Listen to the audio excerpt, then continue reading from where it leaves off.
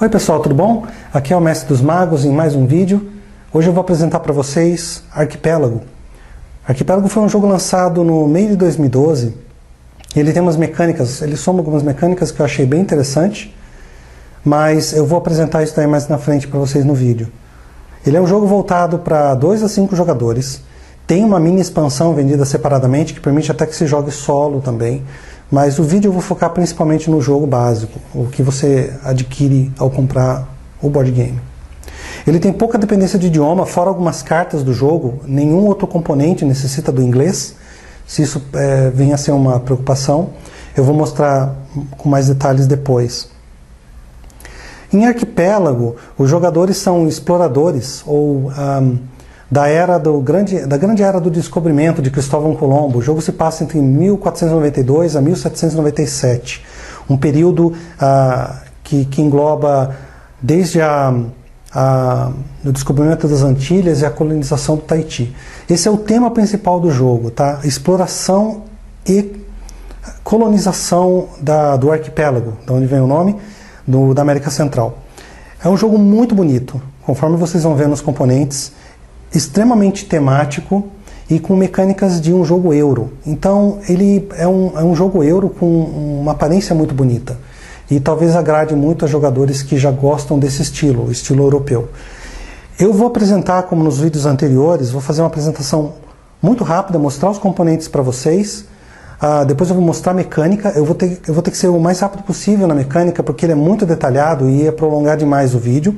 Mas eu vou tentar apresentar o suficiente para que você tenha uma ideia básica de como rola o jogo e se vai ser alguma coisa interessante para você e os seus amigos, ok? Bem, depois disso eu vou voltar, falar um pouquinho do que eu acho do jogo, minha opinião e de repente até falar ou tentar adivinhar o tipo de pessoa que eu acho que vai gostar do jogo. Tá joia? Então, vamos lá. Ok, vamos começar então olhando pelos boards. O jogo tem vários boards, tá? Primeiro, nós temos um board mostrando o mercado local, onde vai ter disponíveis vários recursos do jogo, peixe, frutas, carne, metais, madeira e pedra. Ao longo do jogo, cada um dos jogadores vai adquirir materiais, ou os materiais também vão ficando disponíveis aqui no mercado. Isso pode gerar uma oferta muito grande, uma demanda, ou pode ser surgir uma demanda de materiais. Isso vai afetar, inclusive, o nível de satisfação da população local. E é uma coisa bem interessante no jogo que eu vou mostrar durante a mecânica. Esse daqui nós temos também um board controlando a população e nível de insatisfação. Um outro board mostrando a quantidade de colônios que estão de população local disposta a trabalhar. O jogo também tem um board onde nós temos os tokens que vão apresentar a ordem de turno, algumas cartas de avanços que você vai poder adquirir, e também um outro board onde se passa onde os jogadores tomam ações.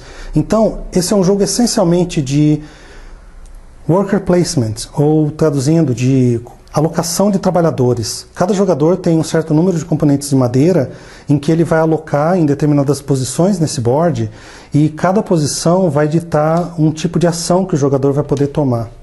Tá?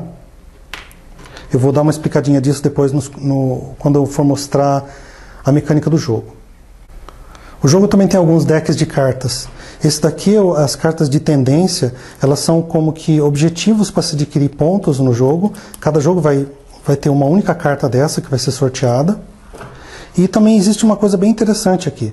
3 decks de objetivos, e como eu havia dito no começo do vídeo, conforme você escolher o deck antes de começar o jogo, você vai ditar o tempo de duração desse jogo. Então existe um deck de cartas para um jogo rápido, um deck para jogo médio e um deck para um jogo mais longo. Isso não é só em questão de tempo. Os tipos de objetivo fazem com que o jogo tenha uma certa velocidade, pode até ditar um certo número de coisas que vão acontecer ou que os jogadores vão ter que fazer e planejar a sua estratégia de estratégia curta ou estratégia longa. O jogo também se passa principalmente aqui no arquipélago, propriamente dito. Ele vai se formando por esses hexágonos, que são muito bonitos, aliás. E nesses hexágonos nós temos os vários recursos do jogo. O board começa bem pequeno, com um único hexágono, e os jogadores vão tomando ações para explorar esse arquipélago. O jogo também tem vários componentes de madeira, que são meeples, ou os personagenzinhos, os colonos que você vai adquirir no jogo, um para cada jogador, um para cada cor de cada jogador, e alguns outros tokens também. Fora isso, eu tenho que fazer uma menção bem rápida para a caixa do jogo. O resto dos componentes estão todos aqui, tá? Os vários recursos do jogo, outros tokenzinhos, dinheiro, hexágonos de exploração. Isso aqui é uma coisa bem interessante. O próprio layout da caixa, ela foi feita de tal forma que você pode colocar a caixa em aberto em cima da mesa e jogar com ela. Você não precisa organizar os tokens no espaço na mesa, ou colocar em caixinhas, ou o que quer que seja. Um toque bem interessante, bem legal, bem funcional essa caixa aqui. Agora, vamos apresentar rapidamente um pouco da mecânica do jogo, para entender como o jogo flui. Ok, vamos ver um pouquinho a mecânica do jogo. No início do jogo, cada jogador vai receber uma cartinha de objetivo. Aqui eu estou com o deck de objetivos de tempo de duração média, ok? Deixa eu dar algum exemplo para vocês. Vamos pegar aqui essa carta aqui, por exemplo. As cartas de objetivo, elas têm duas áreas.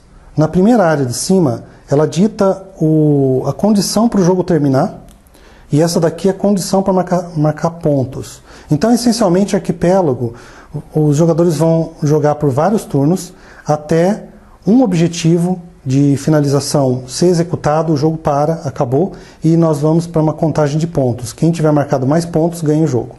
Agora, isso aqui é bem interessante. Cada jogador recebe uma carta de objetivo. Digamos que num jogo de 3 jogadores, nós teríamos essas cartas aqui. Eu não vou entrar em detalhes e falar o que cada uma vai fazer, mas uma coisa é assim. Se cada jogador vai ter uma carta secreta, então somente o dono da carta vai saber qual o objetivo para marcar pontos dele e qual para a finalização do jogo. E aqui é um ponto bem interessante.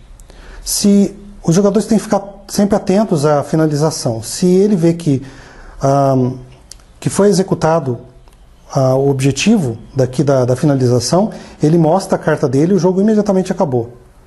Porém, tem um fator interessante.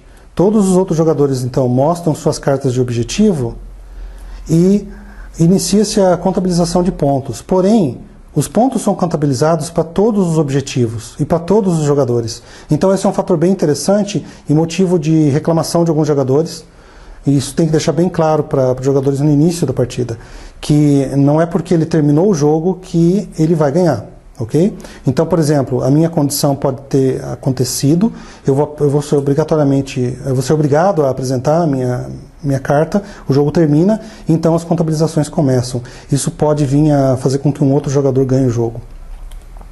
Existem fatos interessantes também, pode ter um objetivo em que somente um determinado fator... Eu vou explicar isso aqui mais para frente, vou mostrar depois. Mas vamos lá, a principal mecânica do jogo.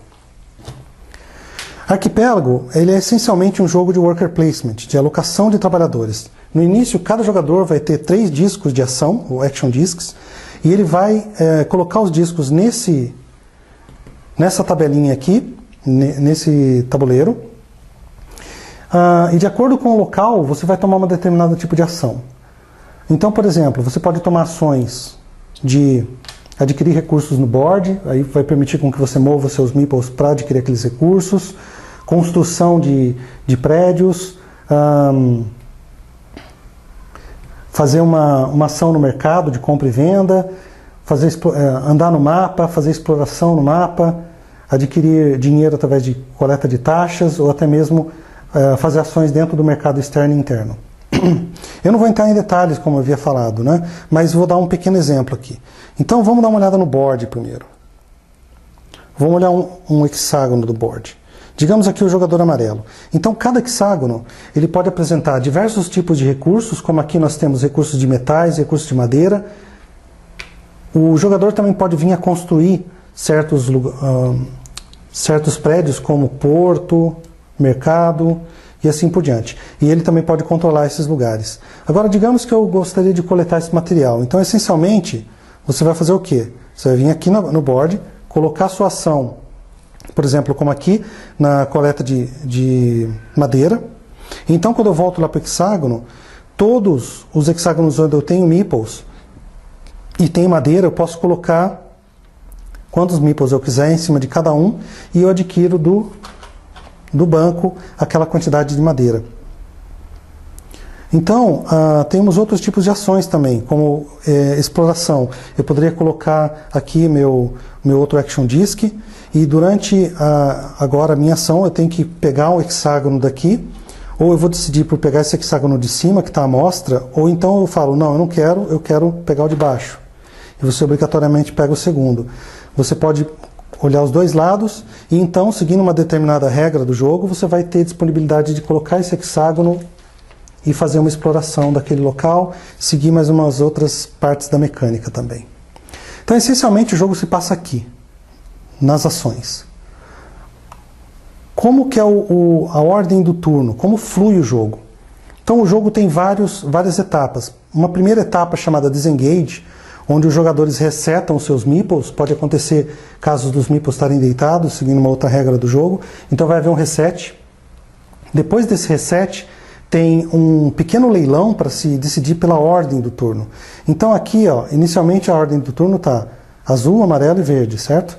Então nessa parte de leilão, cada jogador vai pegar a sua quantidade de dinheiro, colocar secretamente uma quantidade na mão e todos apresentam simultaneamente. O jogador que vencer esse leilão decide pela ordem de todo mundo no turno. Isso é uma coisa bem interessante, porque nesse momento é aberto a opção de negociação. Então, quando o jogador ganha, ele não ganha somente a primeira posição do turno, mas ele ganha também o direito de colocar as outras pessoas na ordem que ele quiser. Então, nesse ponto, pode rolar na mesa discussão, o jogador oferecer, falar quanto que você me oferece para o segundo lugar na mesa, o outro oferecer outra coisa, ou material, mais dinheiro. É bem legal isso daí. Tem gente que não gosta, mas eu particularmente, depois da primeira, segunda partida, eu acostumei e até comecei a gostar dessa mecânica.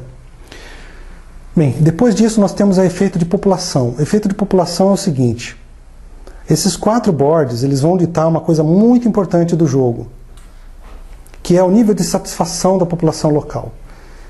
Aqui nesse board nós temos a quantidade de cidadão que nós temos no jogo, são todos os meeples que tem no tabuleiro, e também temos um outro meeple que ele representa o nível de insatisfação. Por vários motivos esse meeple ele pode vir a subir. Então os jogadores coletivamente têm que controlar esse nível de insatisfação. Se a qualquer momento do jogo o meeple de rebeldes ultrapassar o meeple de cidadão, o jogo termina e todos os jogadores perdem. Isso é uma outra parte bem curiosa do jogo. Apesar de ser um jogo bem competitivo, ele rola bem esse ponto em que os jogadores têm que meio que organizar e cooperativamente controlar a insatisfação. Bem, depois dos efeitos de população, nós temos a fase chamada Balanço do Arquipélago. Durante o Balanço do Arquipélago, nós vamos olhar a primeira carta nesse deck e vamos ser obrigados a executar as ações aqui da carta, e ela está mostrando para a gente quais são as necessidades do mercado local e do mercado externo. Durante essa parte, a parte de cima, a gente vai ter que deitar todos os meeples do board, todos eles vão ficar deitados, com algumas raras exceções. Todos eles são colocados de lado, não vou colocar todos, mas só de exemplo. E depois disso, coletivamente, os jogadores vão ter que fazer o quê? Para cada, nesse exemplo, carne que for oferecido para a população, 4 meeples vão poder ser levantados. Isso aqui vem uma coisa bem curiosa. Se no mercado local nós tivermos carne, os jogadores podem pegar de lá de graça e remover, colocar no banco, e com isso satisfazer essa necessidade aqui. Isso é mais uma vantagem de se ser o primeiro no turno. Então o que vai acontecer? Os jogadores eles vão levantar. Então ele paga 1 de carne ou mais e levanta 4 meeples. Depois que todo mundo levantou, os meeples que sobrarem deitados, eles vão afetar também aquela população de rebeldes. Tá? Então é um problema aqui. Isso aqui é uma coisa bem problemática mais para frente do jogo. Então os jogadores vão ter que brigar, tentar manter de alguma forma esse controle. Aqui é uma coisa mais simples. Por exemplo, nesse daqui, o mercado externo está tendo a necessidade de 2 pedras. Coletivamente, os jogadores têm que satisfazer isso aqui, ou então, para cada material que eles não conseguem, um nível de rebeldes vai subir no board que controla o nível de satisfação da população. Depois do balanço do arquipélago, nós temos as fases de ação. E na fase de ação que vem aquilo que eu havia explicado aqui, onde os jogadores vão colocar os seus action discs.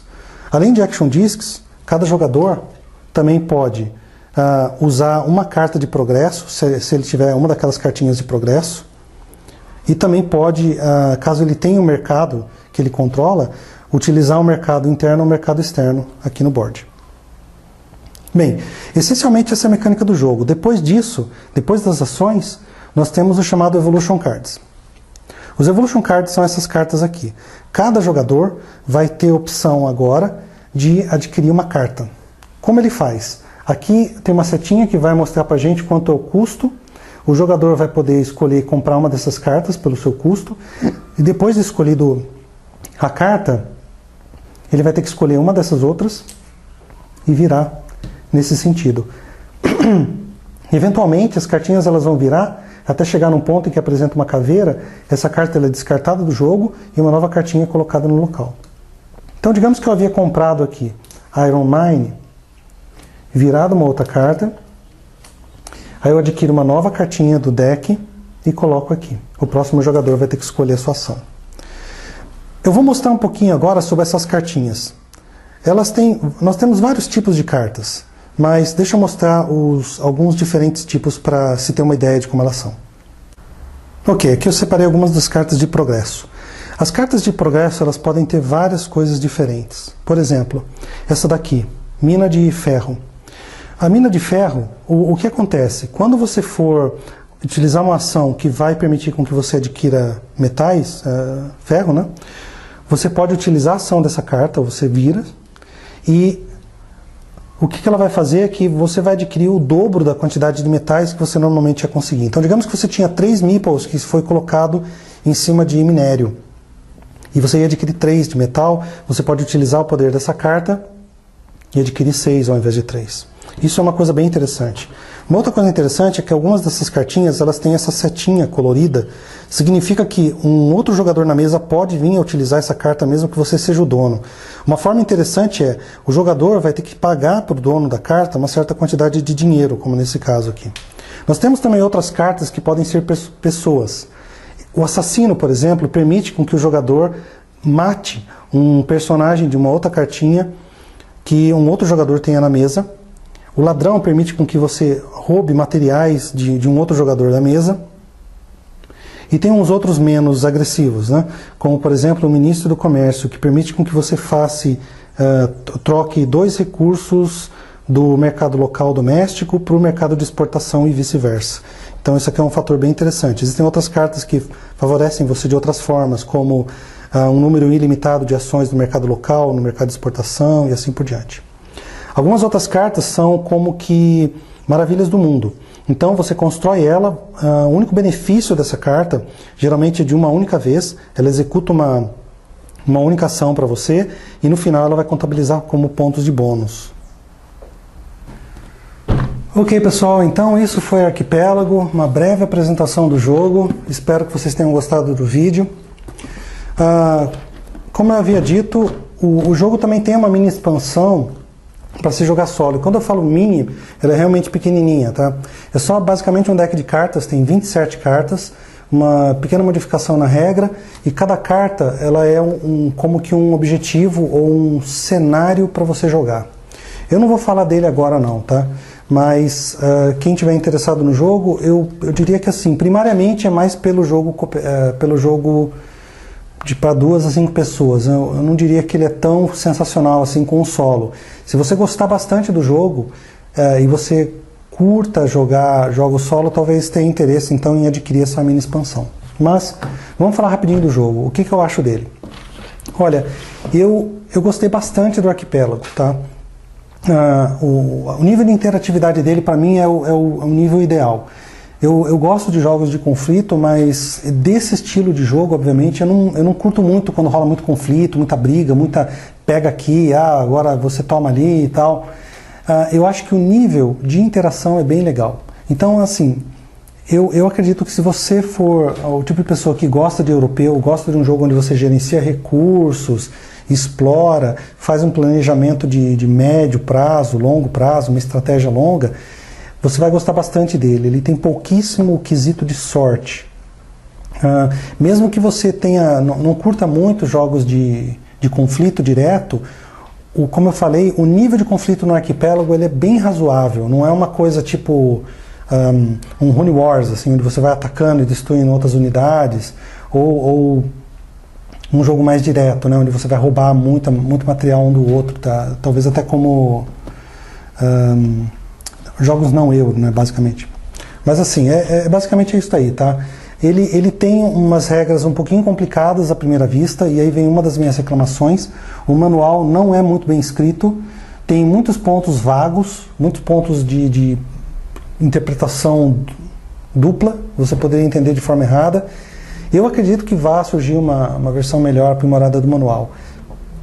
Esse problema ele pode ser sanado se você visitar o Board Game Geek, olhar discussões oficiais lá do pessoal esclarecendo regras, ou até mesmo olhando o FAQ do jogo.